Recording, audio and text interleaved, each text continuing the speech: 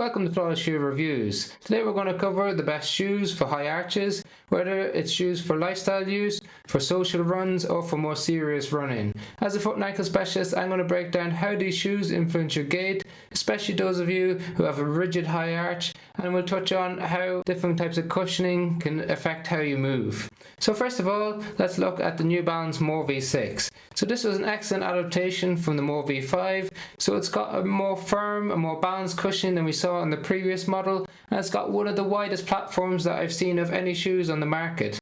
Now we think of a rigid high arch foot, we typically have more of a two-pronged approach to the gait cycle, and therefore they often need a bit more cushioning underneath the heel and underneath the forefoot. And by having a lower drop, so the 4mm that we see in the More V6, that creates a more even distribution of pressure across the foot. In this shoe we've got 44mm in the rear foot and 40 in the forefoot, so that's a huge amount of cushioning. And we know those of you with a higher arch have a higher risk factor for getting metatarsal injuries, and by having that extra element of padding and a lower drop, it creates a more even distribution of pressure across the foot, which can just make it a little bit more comfortable underfoot.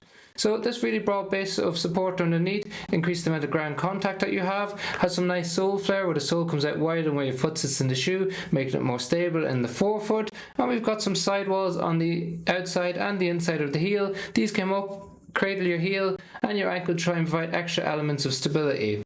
So it's an excellent option if you want more of a lifestyle shoe for walking around. It's a little bit on the heavy side, coming in at 300 grams for a size 9 men's US, but it does transition really nicely from the back to the front of the shoe, whether you're walking or whether you're running in it.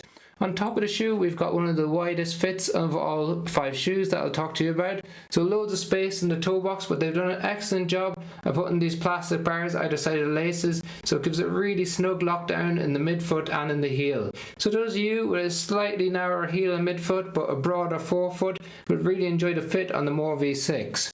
So excellent lifestyle shoe for standing or for walking for long periods of time. When it comes to running, it's more of a recovery shoe, easy run shoe. If you want to do up to marathon distance, it might be for those slower runs in your training. So just because of the weight and speed that transitions from the back to the front of the shoe, not an ideal shoe for faster distances, more of a comfort focused shoe, but a lot more stable than what we saw in the previous models.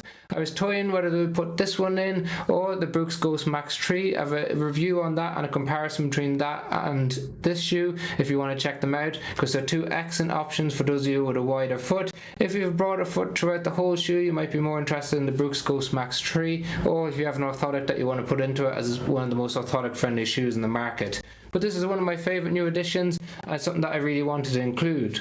Then a classic shoe that we always recommend for patients with higher arches is the Hoka Bondi 9. So they upgraded the foam in this shoe from the previous model, where we had the classic CM EVA cushioning. We now have the supercritical foam in the Bondi 9. Now that's the same foam that we saw in some of the racing shoes, but it's not as responsive as what we see in those shoes. So it's a little bit bouncier, a little bit springier. You sink into it a little bit more before you transition back out of it. It's got a relative broad-based support. It doesn't narrow too much in the midsole, but as you can see, compared to the More V6 in the same size, there's no comparison really. But it has adequate amount of support underneath your foot, and it's got large sidewalls on the outside and the inside to try and provide those elements of stability. So it's a really comfortable shoe underfoot. It has a 5mm drop of 43mm in the rear foot, 38 in the forefoot, so just a mil less in the heel than what we saw in the More V6. It's got a nice plush upper on top.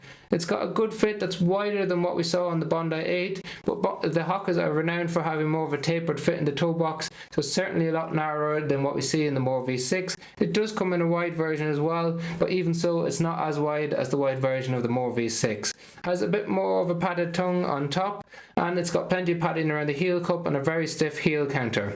So an excellent option again as a lifestyle shoe, really comfortable. It's relatively balanced midsole, probably a little bit more firm than what we see in the More V6.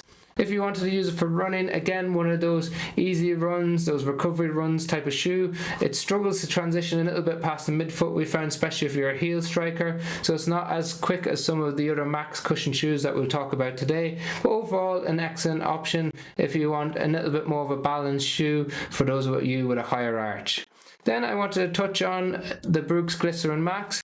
which brought in its DNA tuned nitrogen infused midsole earlier this year, and this was the first of the Brooks range to have it, which has two separate forms of midsoles. So we've got larger cells in the rear foot and then narrower, more densely packed cells in the forefoot. Now the idea for Brooks behind this is the larger cells are better absorbing impact, so when you strike the ground it really absorbs that vibration, and then when you transition to the forefoot, the narrower, more densely packed cells accelerate the propulsion phase of the gait cycle. Now, these two factors are coupled up with one of the most aggressive forefoot rockers on the market, so you can see that it just tilts up really quickly in the forefoot, so it really flat bases support underneath your foot before that. So that's an excellent addition if you're someone who struggles with issues like hallux rigidus, hallux limitus, or sensitivity around the ball of the foot, as it facilitates that push off without requiring much extension of your toes. And as you can see, it's really stiff in the forefoot, so it adds lots of protection in there as well. It has some stability features with a large sidewall more towards the midfoot on the outside and the inside of the shoe, as opposed to on the heel in the other two shoes. Nice sole flare in the forefoot, and again a relatively broad base of support. So it's a bit more responsive of a shoe underfoot than the other two shoes when it comes to running. On top, it's got a slightly narrower fit than the More V6, so it sits in between the Bondi and the New Balance, but it's plenty of space for a normal fit. I'm not sure there's a wide version available on the market just yet.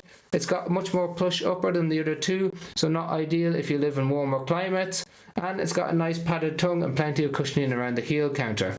So again, it's an excellent option as a lifestyle shoe with a 6mm drop, 45mm in the rear foot, 39 in the forefoot, so the most amount of cushioning around the heel of the two shoes or the three shoes that we've talked about so far.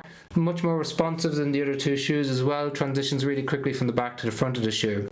So if you want a max cushion shoe to do some more up-tempo workouts, then this can be an excellent option for you, and it comes in around 297 grams for a size 9 men's US. Then again, an even faster shoe that's max cushion is the ASICS Gel-Nimbus 27. That still has the FF Blast Plus cushioning in the midsole, but it's a new blend, so it's much more responsive underfoot, and that's coupled up with a different geometry than we saw in the Gel-Nimbus 26. We have an 8mm drop, 43.5 in the rear foot, 35.5 in the forefoot, so a little bit less of cushioning underfoot, but it's nice and soft, comfortable and padded when you're walking around. But then as soon as you apply force and speed, it's a completely different shoe overall. I'll touch on that in a moment, but I just want to talk to you about the broad platform underneath, and it's got loads of side sole flare on the lateral aspect of the shoe than what we see in the other four shoes that we talked about so far. So those of you who need a little bit more support on the lateral aspect, this can be an excellent option. So if you supinate a little bit more towards the end phase of the gait cycle, you can really enjoy that extra stability that you find in the forefoot of the Gel-Nimbus 27. It's got a more aggressive heel bevel and forefoot rocker than the Bondi and the More V6, so it transitions really quickly, really smoothly from the back to the front of the shoe, and therefore it's much better for those up-tempo workouts, much faster overall, and really the 8mm drop feels more like a 6mm drop because of the aggressiveness of the geometry of the shoe.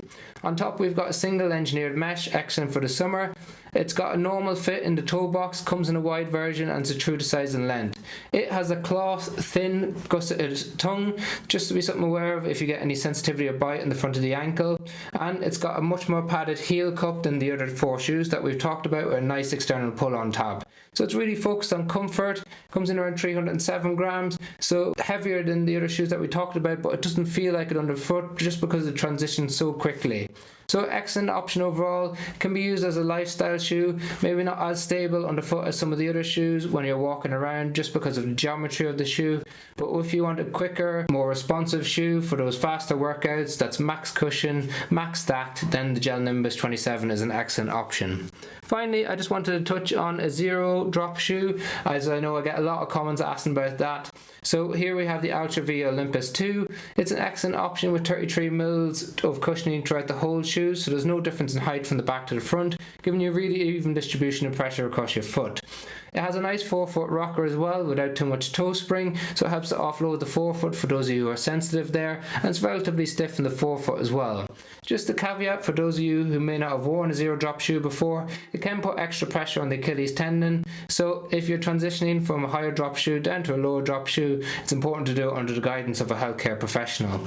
On top of the shoe, we've got an excellent fit, so it has an anatomical fit in the toe box. So that means that it's really broad and really allows your toes to splay much wider than all the other 4 shoes that I've talked about so far. Has a relatively wide fit in the midfoot and in the heel as well. So those of you with a broader foot, or just like that sensation of your toes being able to move within the shoe, you've really enjoyed the Via Olympus. The Ego Max cushioning is quite a firm cushioning, and that inherently provides elements of stability to the shoe, and it's coupled up with some sidewalls on the heel on the outside and the inside of the shoe as well.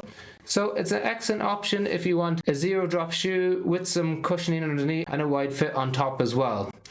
Like all the other shoes, I'll pop links in the description below if you want to check out the latest prices on Amazon. If you've got any questions on the 5 shoes, or there's other shoes that you're interested in as you've got a higher arched foot, please drop them in the comment section below. I can't give specific advice on different injuries, however I can give general advice on different types of shoes if you want to compare one towards the other. Finally, if you just found the video helpful or interesting, like and share and subscribing does make a massive difference to us. Thank you very much for watching.